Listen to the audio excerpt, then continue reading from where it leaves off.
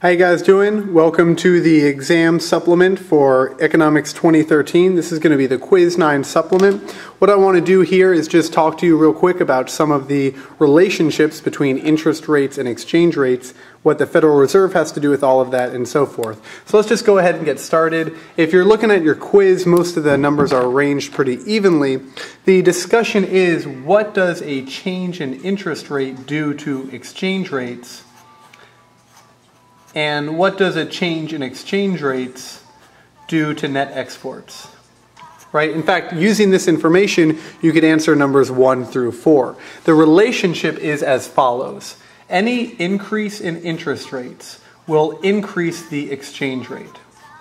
So an increase in interest rate, if the Fed targets a high interest rate, if the Fed tries to raise interest rates, if we increase government spending, if we decrease taxes, all of these things increase the interest rate. But the rule is pretty simple. An increase in the interest rate will cause appreciation. And appreciation is pretty important because appreciation causes something else to happen. Appreciation means our dollar is more expensive. And if our dollar is too expensive, what will actually happen is net exports will plummet. The reason being is imports will rise and exports will fall. Exports fall for the simple reason that American goods are now too expensive. So note that this relationship is extremely important. Now you may have another option for number 1. Your other option for number 1 might be a decrease in interest rate. If the Fed decides to target a lower interest rate, then the decrease in interest rates will equal a decrease in our exchange rate. A decrease in exchange rate is called depreciation. And depreciation makes our dollar, America's dollar, worth less to the rest of the world, meaning they can buy more U.S. goods and Americans can buy fewer foreign goods. So that actually causes an increase in net exports. Now, funnily enough, question number 2 deals with quantitative easing. Quantitative easing is just a way to lower interest rates in the long term. And it has the same exact consequences as a surprise target decreased interest rate, or a surprise targeting a surprise lower interest rate, however the fuck Denslow is saying it. All right, so if we look at maybe a question like question 3 or question 4, now we're going back to the shares of GDP model. All right, in a question like number 3, we're either dealing with a tax hike or a tax cut. So let's talk about tax hikes first. The big deal with a tax hike, that's just another way to say increased taxes. Well, what do taxes do to the shares of GDP model is they cause consumption to fall. And if consumption falls, then our real interest rate is going to fall. The interest rate will go from A to B. So an increase in taxes causes a decrease in the interest rate, which causes a decrease in the exchange rate, which is also known as depreciation, which in itself causes the net export line to increase. Simple as that. Hope it's pretty clear. Now, let's go into number 4. Number 4, I had given you a rule in the past that said any change in R will have no change whatsoever on G. Any change in interest rate will have no effect on G. Well, considering that rule, remember what crowding out was. Crowding out was any increase in government spending can change interest rates. An increase in government spending increases interest rates. A decrease in government spending decreases interest rates. But this should be the primary rule, understanding that if you increase government spending, you increase interest rates. If you increase interest rates, you increase the exchange rate. If you increase the exchange rate, if you increase government spending, you increase interest rates, which increases exchange rates, which lowers the net exports. So hopefully that's a little bit more clear. Dealing with number 5, whenever he tells you something is more elastic,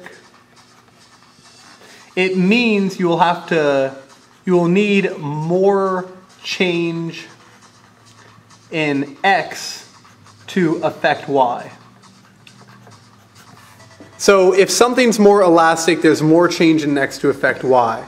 Well, question number 5 is written in a very funny way. The idea is to read it backwards. Read question 5 backwards. All right. A blank, an increase in government purchases. So right off the bat, he's telling us an increase in G, we know causes an increase in exchange rates. So we know an increase in government spending causes appreciation. But if it's more elastic, the more you will need to change G to have any effect on the exchange rate. What does an elastic exchange rate look like? It's simply a flat line. And so we have to have more change in the quantity of money or the quantity of dollars to have any appreciation effect with a more elastic exchange rate line.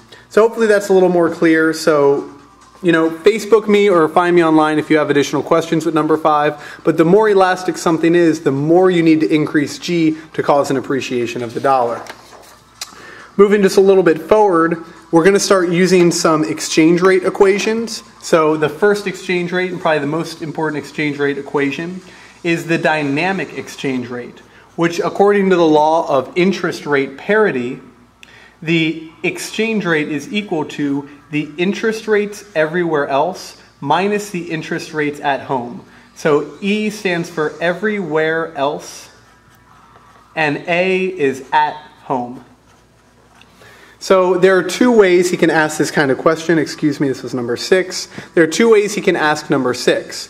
Right? First, he can ask you if the exchange rate of dollar versus euro is the exchange rate of the dollar.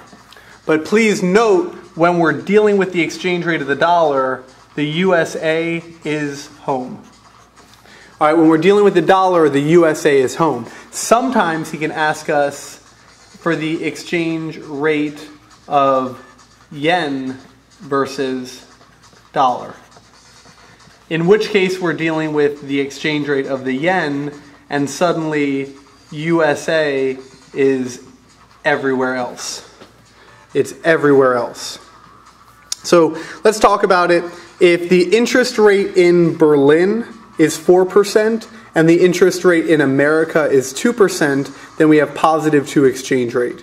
If the interest rate in Berlin is lower than the interest rate in America, then you have a negative exchange rate. But the idea is Berlin goes here and America goes here, unless we are dealing with question number 7. In question number 7, he says the exchange rate of the yen versus the dollar, meaning we plug Tokyo's interest rate in for A and America's interest rate in for E. I'm going to say that again one more time. If he gives us the exchange rate of the yen versus the dollar, and Tokyo's interest rate is 7%, and America's interest rate is 2%, then negative 5% would be your exchange rate. Hopefully that's a little bit more clear. If you're really having trouble with it, go ahead and find me on Facebook and I'll try to explain it.